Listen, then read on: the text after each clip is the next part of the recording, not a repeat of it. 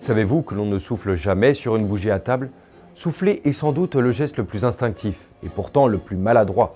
Il provoque fumée, odeur âcre, suie et parfois même quelques gouttes de cire sur la nappe.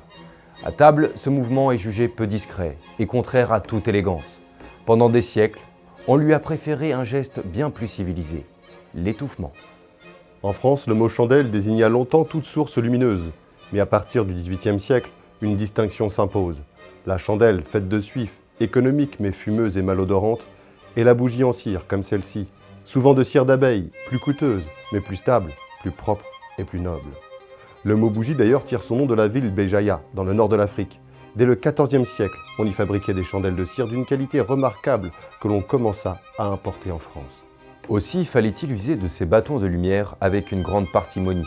On ne les allumait qu'en cas de nécessité et l'on pensait toujours à les moucher ou à les éteindre, desquels n'étaient plus utiles. Celui qui avait l'idée imprudente d'allumer une chandelle par les deux bouts passait pour un sot, d'où notre expression « brûler la chandelle par les deux bouts ». C'est alors qu'entrent en scène les mouchettes, véritables ciseaux à mèche. Elles permettent de couper l'extrémité noircie, le moucheron, que l'on recueille dans un petit réceptacle où il s'éteint sans salir. L'on peut également employer un éteignoir ou étouffoir, un petit chapeau de métal que l'on pose délicatement sur la flamme afin de la priver d'air.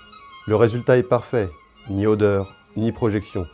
Un geste si courant autrefois qu'il a laissé son empreinte dans notre langue. Ainsi, à table comme ailleurs, la lumière ne se chasse point à grand renfort de souffle. Elle se dompte et elle se maîtrise. Car dans l'art de vivre à la française, même la flamme obéit à la règle de la retenue.